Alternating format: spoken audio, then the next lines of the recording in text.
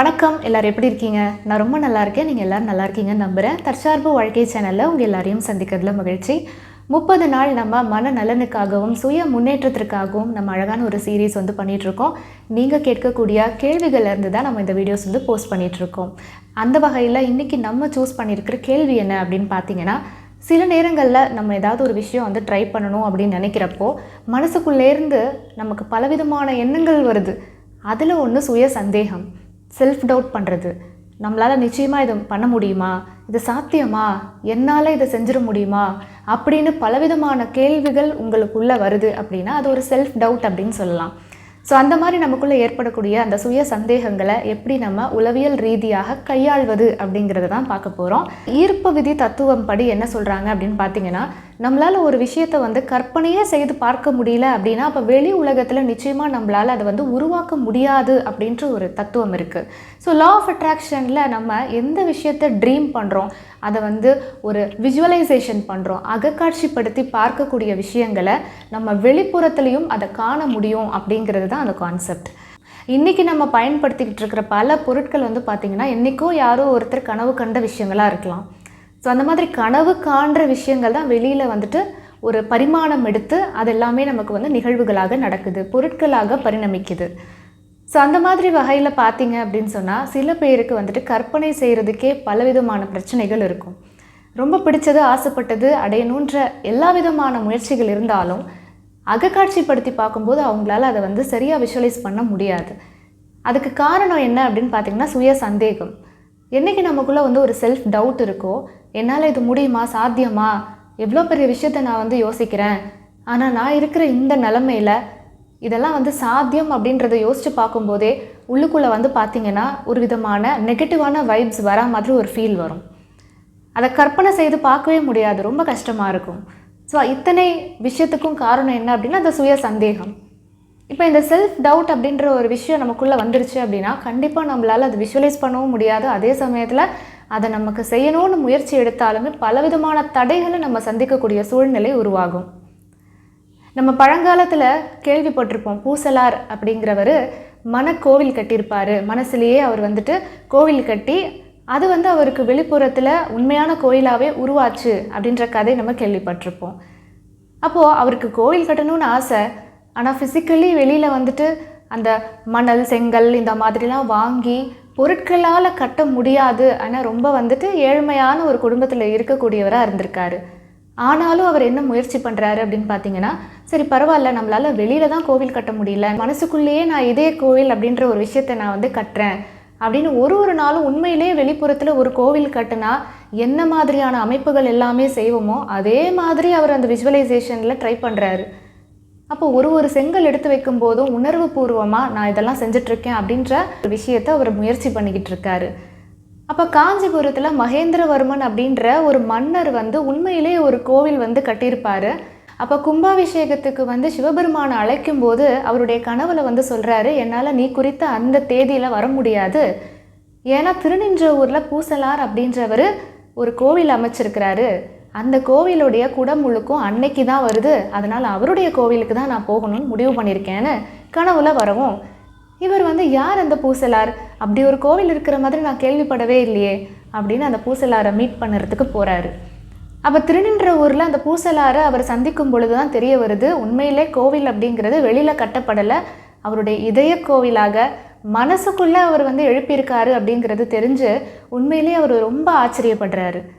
So இவ்வளோ ஒரு பயபக்தியோட வெளியில் கட்ட முடியலனாலும் பரவாயில்ல, என்னுடைய மனசுக்குள்ளே நான் கட்டுறேன் அப்படின்னு அந்த பக்தியை அவர் பாராட்டி திருநின்றவூரில் ஹிருதயலீஸ்வரர் அப்படின்ற ஒரு கோவிலை மகேந்திரவர்மன் மன்னரே என்ன பண்ணுறாரு அப்படின்னா, பூசலார் என்ன மாதிரிலாம் கற்பனை செய்தாரோ அதை அத்தனையுமே வடிவமைச்சு ஒரு கோவிலை உண்மையிலே எழுப்புறாரு. அப்போது என்னதான் பூசலார் வெளியில் கட்ட முடியல அப்படின்னு நினச்சிட்டு அவங்க விஜுவலைசேஷன் பண்ணாலும் வெளியில் அந்த மன்னர் மூலமாக அவருடைய ஆசை அப்படின்றது நிறைவேறுச்சு.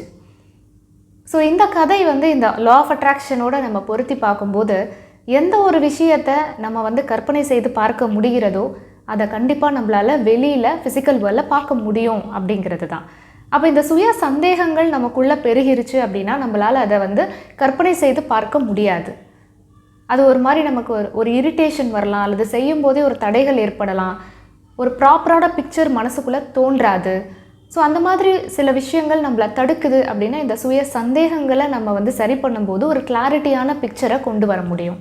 பூசலாருடைய இந்த அகக்காட்சிப்படுத்தக்கூடிய விஷயத்தில் ஒரு 5 விஷயத்தை அவர் வந்து ஃபாலோ பண்ணுறாரு. அதில் ஒன்று பார்த்திங்கன்னா கிளியர் விஷன். நம்ம என்ன பண்ண போகிறோம் அப்படிங்கிறதுல அவருக்கு வந்து ஒரு கிளாரிட்டியான ஒரு விஷன் இருக்குது. ஸோ இந்த மாதிரி தான் இருக்கணும், இத்தனை ஸ்கொயர் ஃபீட்டில் இருக்கணும், இந்த இடத்துல நான் இதை கட்ட போகிறேன், இப்படித்தான் அமைக்கணுங்கிறது முதற்கொண்டு அவருக்கான ஒரு கிளியரான ஒரு விஷனை வந்து க்ரியேட் பண்ணுறாரு. 2வது இமோஷ்னல் கனெக்ஷன். உணர்ச்சி பூர்வமாக பயபக்தியோடு அந்த கடவுளோடு ஏற்படக்கூடிய ஒரு அற்புதமான அர்ப்பணிப்பும் இருந்திருக்கு. ஸோ உணர்ச்சி பூர்வமான ஒரு கனெக்ஷன் ஏற்படும் போது அந்த இடத்துல அந்த சுய சந்தேகங்கள் எதுவுமே இல்லாமல் அவரால் அதுக்குள்ளே கனெக்ட் பண்ண முடிஞ்சிருக்கு. அதே மாதிரி ஒரு ஜாய்ஃபுல்லாக ஒரு சந்தோஷமாக அந்த விஷயத்த பண்ணுறாரு. நான் இதெல்லாம் பண்ணுறேனே அப்படின்னு எரிச்சல் படாமல் கவலைப்படாமல் வெளியில் கட்டுறதுக்கு பதிலாக இப்படி உட்காந்து நான் கனவு கண்டுட்ருக்கனே அப்படின்னு நினைக்காம ஆத்மார்த்தமாக கடவுளோட கனெக்ட் ஆகி சந்தோஷமாக அந்த விஷயத்த பண்ணியிருக்காரு. அடுத்து 3வது ஃபெய்த் அண்டு ஃபோக்கஸ். ரொம்ப நம்பிக்கை இருந்தது. கண்டிப்பாக என்னால் மனக்கோவிலை எழுப்ப முடியும், வெளியில் எப்படி ஒரு கோவில் இருக்கோ அதே மாதிரி என்னால் மனசுக்குள்ளே கட்டக்கூடிய கோவிலுக்கும் ஈசன் வருவார் அப்படின்னு ஒரு நம்பிக்கை இருந்துச்சு. அதில் ஒரு ஃபோக்கஸ் இருந்துச்சு. அடுத்து number 4 let go of how. இதெல்லாம் எப்படி நடக்க போகுது அப்படிங்கிறத பற்றிலாம் அவர் கவலைப்படாமல் கண்டிப்பாக இதை முடியும் அப்படின்னு அவருக்குள்ளே வந்துட்டு ஒரு ஸ்ட்ராங்காக நம்பினார். எப்படி நடக்கும்ன்றதை பற்றிலாம் அவர் யோசிக்கவே இல்லை. அடுத்து 5வது அன்எக்ஸ்பெக்டட் மேனிஃபெஸ்டேஷன். ஸோ அவரை அறியாமல் அவர் பண்ண அந்த மனக்கோவில் அப்படிங்கிறது இதயத்திலே எழுப்பப்பட்ட கோவில் அப்படிங்கிறது தெரிய வரும்போது மகேந்திரவர்மன் மன்னனே வந்துட்டு அதை ஒரு கோவிலாக வெளியில் எழுப்பியிருக்காரு அப்படின்னும் போது அது ஒரு எதிர்பாராத ஒரு மேனிஃபெஸ்டேஷனாக அமையுது. சரி, இப்போ இந்த மாதிரி வந்து ஒரு விசுவலைசேஷன் பண்ணும்போது அதுக்கு ஒரு சிரமம் ஏற்படுது அல்லது ஒரு சுய சந்தேகங்கள் நமக்குள்ளே முளைக்குது அப்படின்னா அதெல்லாம் எப்படி நம்ம தகர்த்தெறிந்து ஒரு சரியான ஃபோக்கஸை கொண்டு வரது அப்படின்னு ஒரு சில விஷயங்கள் நம்ம பார்க்கலாம். நம்பர் 1, இந்த மாதிரியான எண்ணங்கள் வரும்போது ஃபஸ்ட்டே அதை ஐடென்டிஃபை பண்ணணும், வளர விடாமல் அதை தடுக்கணும். ஸோ எப்படி அதை தடுக்கலாம் அப்படின்னு பார்த்தீங்கன்னா உங்களுக்குள்ள ஒரு சுய சந்தேகங்கள் ஏற்படும் போது அதை வந்து லேபிள் பண்ணணும். ஓகே, இந்த மாதிரியான எண்ணங்கள் அப்படிங்கிறது அது ஒரு ஃபேக்ட், ஜஸ்ட் எனக்குள்ளே தோணக்கூடிய ஒரு ஃபேக்ட், அவ்வளோதான். அது உண்மையாக இருக்கணும் அப்படின்ற அவசியம் இல்லை. என்னால் முடியாது, நான் வந்து இதுக்கு முயற்சி பண்ணாலும் கண்டிப்பாக நான் தோற்று தான் போக போகிறேன், இதெல்லாம் சாத்தியமா அப்படின்ற மாதிரி பிரமிக்கக்கூடிய என்ன மாதிரியான எண்ணங்கள் வந்தாலும் சரி அதை முதல்ல ஐடென்டிஃபை பண்ணி கேட்ச் பண்ணி அதை அப்படியே நிறுத்திடணும். அது வளர்ந்துச்சு அப்படின்னா அதோடைய கண்ட்ரோலில் நம்ம போயிடுவோம். ஸோ அது வளர விடாமல் செய்கிறதுக்கு என்ன பண்ணுறோம், அதுக்கு ஒரு பேர் கொடுக்குறோம். ஓகே, இதெல்லாம் ஒரு ஃபேக்ட், எனக்குள்ளே அப்படி தோணுது, அந்த ஃபேக்ட் உண்மையாக இருக்கணும்னு அவசியம் இல்லை அப்படின்ற ஒரு விஷயத்தை நம்ம வந்து உணரும்போது அந்த தாட்டுக்கும் நமக்கும் ஒரு இடைவெளி வரும். ஓகே, இப்படி ஒன்று இருக்குன்றதை நம்ம ஐடென்டிஃபை பண்ணும்போது அந்த இடத்துல ஒரு டிஸ்டன்ஸ் வந்து வருது இல்லையா. அப்போ டிட்டாச்சாக நம்ம வந்து ஒரு 3வது நபராக நம்ம அப்படி பார்க்கும்போது ஓகே இது ஒரு ஃபேக்ட், இது உண்மையாக இருக்கணும்னு அவசியம் இல்லை அப்படின்றத பண்ணுறப்போ நமக்கு அது வந்து வளராமல் அதை ஸ்டாப் பண்ண முடியும். அடுத்து 2வது ப்ரூஃப் ஃபைல் அப்படின்னு ஒரு விஷயத்தை மெயின்டைன் பண்ணணும். இது என்ன அப்படின்னு பார்த்தீங்கன்னா உங்களோட பாஸ்ட்டில் நீங்கள் பண்ணக்கூடிய அச்சீவ்மெண்ட்ஸ் எல்லாத்தையும் கொஞ்சம் கொஞ்சமாக நீங்கள் நோட் பண்ணிக்கிட்டே வரணும். அந்த ஃபைலில் நீங்கள் வந்து செஞ்ச அந்த குட்டி விஷயங்களாக இருந்தால் கூட அதை செலிப்ரேட் பண்ணி உங்களை நீங்கள் அப்ரிஷியேட் பண்ணி அதில் நீங்கள் நோட் பண்ணிக்கிட்டே வரும்போது எப்போல்லாம் உங்களுக்குள்ள ஒரு சுய சந்தேகங்கள் ஏற்படுதோ அந்த ஃபைலை எடுத்து பாருங்கள். நீங்கள் என்ன மாதிரி அச்சீவ் பண்ணியிருக்கீங்க, எங்கெல்லாம் நீங்கள் ப்ரைஸஸ் வின் பண்ணியிருக்கீங்க, அல்லது அகடமிக் பர்ஃபார்மன்ஸ் என்ன, உங்களோட அச்சீவ்மெண்ட்ஸ் என்னன்றதை நீங்கள் எழுதி ஃபைல் பண்ணுறப்ப எப்போல்லாம் டவுன் ஆகும்போதோ அல்லது ஒரு செல்ஃப் டவுட் வரும்போதோ புதுசாக ஒரு விஷயத்தை முயற்சி பண்ணும்போது உங்களுக்குள்ள ஒரு சுய சந்தேகங்கள் எழும்போது அந்த ஃபைலை எடுத்து ஓகே இதெல்லாம் நான் பண்ணியிருக்கேன், அப்போ இவ்வளோ ஸ்ட்ரென்த் இருக்கிற எனக்கு, இவ்வளோ அச்சீவ் பண்ணிகிட்டு இருந்த எனக்கு ஏன் இந்த ஒரு விஷயத்த பண்ண முடியாது, கண்டிப்பாக என்னால் முடியும் அப்படின்ற ஒரு கான்ஃபிடென்ஸ் அதிகரிக்கும். 3வது என்னால் இதை செய்ய முடியுமா அப்படின்னு கேட்கக்கூடிய அந்த கேள்விக்கு நம்ம எப்படி பதில் சொல்லணும் அப்படின்னா இதை சாத்தியமாக்குறதுக்கு நான் என்ன பண்ணணும் அப்படின்ற ஒரு கேள்வியை கேட்கணும். ஸோ உங்களுக்குள்ள அந்த ஷிஃப்டிங் த கொஸ்டின், உங்களோட கேள்விகளுடைய அந்த பெர்ஸ்பெக்டிவை மாற்றுறது மூலமாக உங்களோட அந்த செல்ஃப் டவுட் அப்படிங்கிறத சரி பண்ண முடியும்.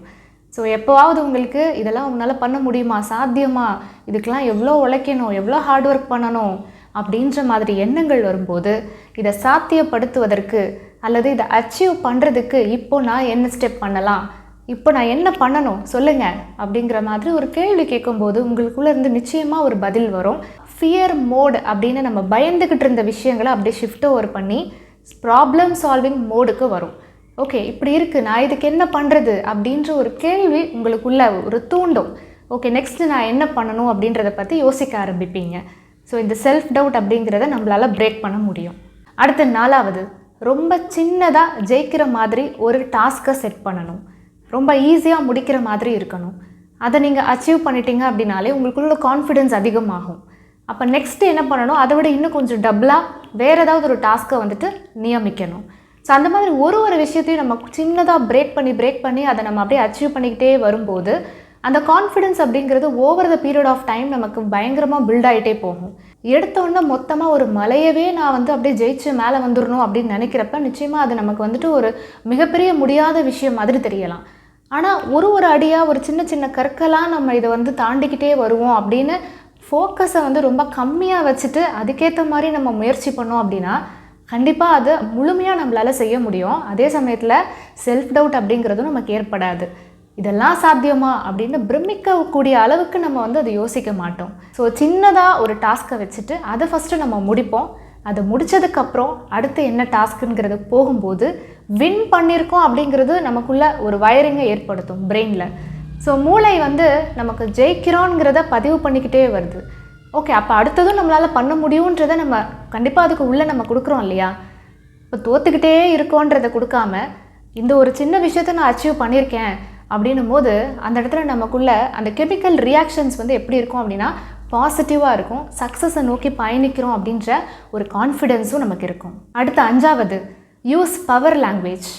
நம்ம பேசுகிற நமக்குள்ளே நம்ம உரையாடக்கூடிய வார்த்தைகள் அப்படிங்கிறது ரொம்ப பவர்ஃபுல்லாக இருக்கணும். Self talk. ஏன்னா மற்றவங்க கூட பேசுகிற நேரத்தை விட நமக்கு நாமளே பேசிக்கிற நேரம் அப்படிங்கிறது அதிகம். அதுவும் தனிமையில் வேலை பார்க்கக்கூடிய பல பேருக்கு வந்து மற்றவர்களோடு பேசக்கூடிய நேரம் அப்படின்றது ரொம்ப குறைவாகவே இருக்கும். அப்போ அவங்க கூடவே தான் அதிகமாக பேசிக்கிறாங்க. அப்போ நமக்கு நாமே பேசக்கூடிய வார்த்தைகள் அப்படிங்கிறதுக்கு அதிகமான சக்தி இருக்குது. அந்த செல்ஃப் டாக் அப்படிங்கிறது ரொம்ப பவர்ஃபுல்லாக வேலை செய்யும். உங்களை நீங்களே என்கரேஜ் பண்ணக்கூடிய சில வார்த்தைகளை பயன்படுத்தும் போதும் சுய பிரகடனமாக என்னால் முடியும், நான் இதை அச்சீவ் பண்ண முடியும், சின்ன விஷயங்களாக நான் இது எல்லாத்தையும் டிவைட் பண்ணி நான் சரிவர செய்வேன் அப்படின்ற மாதிரி உங்களை நீங்கள் அப்ரிஷியேட் பண்ணுறது மூலமாகவும் செய்ய முடியுன்ற கான்ஃபிடென்ட்டான ஒரு ஸ்பீச்சை உங்களுக்கு நீங்களே செலுத்தும் போதும் உள்ளுக்குள்ளே அது பதிய ஆரம்பிக்கும். உங்களுக்குள்ளே இருக்கக்கூடிய இந்த செல்ஃப் டவுட் அப்படிங்கிறத உடைக்கிறதுக்கான ஒரு முக்கியமான பயிற்சி. நம்பர் 6, உங்களோட மென்டல் ஸ்பேஸை ப்ரொடெக்ட் பண்ணுறது ரொம்ப அவசியம். ஏன்னா சுற்றி இருக்கிறவங்க இதெல்லாம் உன்னால் முடியாது, செய்யாத, நீ ட்ரை பண்ணுறதெல்லாம் உனக்கு வந்துட்டு சரியாக வராது, இந்த மாதிரி டிஸ்கரேஜ் பண்ணக்கூடிய குரூப்பில் இல்லாமல் உங்களை மாதிரி நல்லா பெர்ஃபார்ம் பண்ணக்கூடிய அல்லது இதெல்லாம் உன்னால் சாத்தியம் பண்ண முடியும், ட்ரை பண்ணு அப்படின்னு கொஞ்சம் பாசிட்டிவாக பேசக்கூடிய மக்களோட நீங்கள் சேர்ந்துருக்கிறப்ப கண்டிப்பாக உங்களுக்குள்ளே இருக்கக்கூடிய செல்ஃப் டவுட் அப்படிங்கிறது உடைய ஆரம்பிக்கும். உங்களோட கான்ஃபிடென்ஸ் அப்படிங்கிறது ரொம்ப அதிக அளவில் பூஸ்டப்பாக ஆரம்பிக்கும். நம்பர் 7, உங்களோட போஸ்டரை நீங்கள் வந்து நிமிர்ந்து நின்று பாசிட்டிவாக கொஞ்சம் உங்களுடைய நடை உடை பாவனைகள் எல்லாம் மாற்றுறது மூலமாக கூட உங்கள் மைண்ட் செட்டை ஷிஃப்ட் பண்ண முடியும்.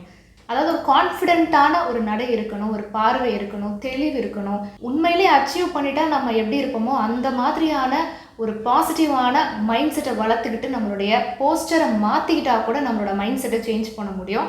ரொம்ப கான்ஃபிடென்ட்டான மக்கள் அவங்க போஸ்டரை பார்த்திங்கன்னா ரொம்ப நிமிர்ந்து ரொம்ப கான்ஃபிடென்ட்டாக இருக்கக்கூடிய போஸ்டரை நம்ம உடல் மொழிகளில் மாற்றிக்கிறது மூலமாக கூட நம்மளால் உள்ளுக்குள்ளே ஒரு ஷிஃப்ட்டை கொண்டு வர முடியும். ஸோ மென்டலி நம்ம ஸ்ட்ராங்காகவும் உள்ளுக்குள்ளே என்னால் செய்ய முடியும் அப்படின்ற கான்ஃபிடென்ஸை உருவாக்குறது வெளியில் ஃபிசிக்கலாக நம்மளோட போஸ்டரை சேஞ்ச் பண்ணுறது கூட நமக்கு ரொம்பவே பெனிஃபிட்டாக இருக்கும். Number 8, future self visualisation. ஒரு நாளைக்கு ஒரு 2லேருந்து 5 நிமிஷம் இதை அச்சீவ் பண்ணதுக்கு அப்புறமா நீங்கள் உங்களுடைய லைஃப் ஸ்டைல் எப்படி இருக்கும், உங்களோட ட்ரெஸ்ஸிங் ஸ்டைல் எப்படி இருக்கும், நீங்கள் என்ன மாதிரியான அட்மாஸ்ஃபியரில் நீங்கள் இருப்பீங்க அப்படிங்கிறத அந்த 2 to 5 minutes நீங்கள் ஃப்யூச்சர் செல்ஃப் விசுவலைசேஷன் பண்ணணும். அதாவது அடுத்து நடக்கக்கூடிய அந்த நிகழ்வுகளை ஜஸ்ட் நீங்கள் வந்துட்டு ஒரு அகக்காட்சிப்படுத்தி பார்க்குறீங்க. ரொம்ப கான்ஃபிடென்ட்டாக நீங்கள் எப்படி பேசுவீங்க, நடந்துக்குவீங்க அப்படிங்கிறத ஒரு சின்ன பார்ட் பை பார்ட்டாக பிரித்து அதை நீங்கள் ஒரு 2 minutesலேருந்து 5 minutes வரைக்கும் ஃப்யூச்சரில் இருக்கக்கூடிய அந்த நிகழ்வுகளை பிக்சரைஸ் பண்ணி பார்க்குறீங்க. Number 9, celebrate small wins. So எப்போவுமே நீங்கள் வந்து செய்யக்கூடிய அந்த சின்ன அடிகளில் ஏற்படக்கூடிய சந்தோஷங்களையும் உங்களோட வெற்றிகளையும் நீங்கள் செலிப்ரேட் பண்ணுறதுக்கு மறந்துடக்கூடாது. ஏன்னா அந்த செலிப்ரேஷன் அப்படிங்கிறது உங்களுக்குள்ள அந்த ஸ்ட்ரெஸ் ஹார்மோனை ரெடியூஸ் பண்ணி ஃபியர் மோட்லேருந்து உங்களால் சக்ஸஸ் பண்ண முடியும் அப்படின்ற அந்த பாசிட்டிவான மோடுக்கு ஷிஃப்ட் ஓவர் ஆகிறதுக்கு இந்த செலிப்ரேஷன் அப்படிங்கிறதும் ரொம்ப அவசியம். நம்பர் 10, ரொம்ப சின்ன அடிகளாக இருந்தாலும் பரவாயில்ல, சின்ன விஷயத்தில் நீங்கள் ஜெயிச்சிருந்தாலும் பரவாயில்ல, இம்பர்ஃபெக்டாக இருந்தாலும் பரவாயில்ல, மூவ் ஆன் பண்ணி போய்கிட்டே இருக்கணும். ஒரு விஷயத்த முடிவு பண்ணிட்டீங்க, அதை நகர்ந்துக்கிட்டே போகணுமோ தவிர என்னால் பெரிய அளவில் செய்ய முடியலையே அப்படின்னு ஸ்டக் ஆகி நிற்காமல் இருக்கிறதே ரொம்ப பெரிய ஒரு வெற்றி அப்படின்னு சொல்லலாம். என்னால் பெரிய அடி எடுத்து வைக்க முடியலன்னு கவலைப்பட்டு அங்கேயே நிற்கிறத விட ஒரு டைனி ஸ்டெப்ஸ் என்னால் எடுத்து வைக்க முடியுதேன்னு சந்தோஷப்பட்டு ஒரு கிரேட்ஃபுல்லாக இருக்கும்போது கண்டிப்பாக நம்ம சோர்ந்து அங்கேயே நிற்காமல் அட்லீஸ்ட் மூவ் ஆன் பண்ணி போய்கிட்டே இருப்போம். ஏன்னா நம்ம வெற்றியை விட மூவ் ஆன் பண்ணி போகிறது அப்படிங்கிறது தான் ரொம்ப சிறப்பான ஒரு விஷயம் அப்படின்னு சொல்லலாம். ஏன்னா நமக்கு நிறைய பேருக்கு ஸ்ட்ரெஸ்ஃபுல்லாக நம்ம ஃபீல் பண்ண காரணமே என்னால் ஒரு பெரிய விஷயத்தை அச்சீவ் பண்ண முடியல அப்படின்னு சோர்ந்து அங்கேயே ஸ்டக் ஆகி நிற்கிறது தான். அதை விட நம்ம ஒரு சிறிய முயற்சி நம்ம பண்ணுவோம், அதில் நமக்கு ஒரு வெற்றியை கிடைத்தாலும் பரவாயில்ல அப்படின்னு சின்ன சின்ன அடிகளை எடுத்து வைக்கும்போது நிச்சயமாக ஒரு நாள் நமக்குள்ள ஒரு கான்ஃபிடென்ஸ் அப்படிங்கிறது ஏற்படும். அதே மாதிரி இந்த சுய சந்தேகங்களும் நமக்குள்ளேருந்து நீக்கிறதுக்கு மூவ் ஆன் பண்ணி போகிறது அப்படிங்கிறது முக்கியமான ஒரு பயிற்சியாக இருக்குது. ஸோ இன்றைக்கி நம்ம ஒரு விஷயத்தை ட்ரை பண்ணும்போது உங்களுக்குள்ள ஒரு சுய சந்தேகங்கள், இதெல்லாம் என்னால் செய்ய முடியுமா அப்படின்னு பிரமிச்சு பார்த்த விஷயங்கள் எல்லாத்தையும் எப்படி மனசுக்குள்ளேருந்து ஒரு மைண்டு ஷிஃப்ட் ஓவர் பண்ணுறது அப்படிங்கிற ஒரு விஷயத்தை நம்ம உளவியல் ரீதியான டிப்ஸ் பார்த்துருக்கோம். அதில் ரொம்பவே சுவாரஸ்யமான பூசலார் கதை மூலமான இந்த லா ஆஃப் அட்ராக்ஷன் அப்படின்ற ஒரு விஷயத்தை நம்ம தெரிஞ்சுக்கிட்டோம். உங்களுக்கும் இந்த மாதிரி சில கேள்விகள் இருந்துச்சு அப்படின்னா கமெண்ட் செக்ஷனில் தெரிவிக்கலாம். அதே சமயத்தில் ஸ்க்ரீனில் தெரிகிற இந்த வாட்ஸ்அப் நம்பருக்கு மெசேஜ்லேயும் தெரிவிக்கலாம். ஸோ தொடர்ந்து பேசலாம். சுய முன்னேற்றத்திற்காகவும் மன நலனுக்காகவும் உங்களோட கேள்விகளை கண்டிப்பாக நீங்கள் போஸ்ட் பண்ணுங்கள். மீண்டும் இதே மாதிரி சூப்பரான வீடியோவில் உங்கள் எல்லாரையும் சந்திக்கிறேன். நன்றி. வாழ்க வளமுடன்.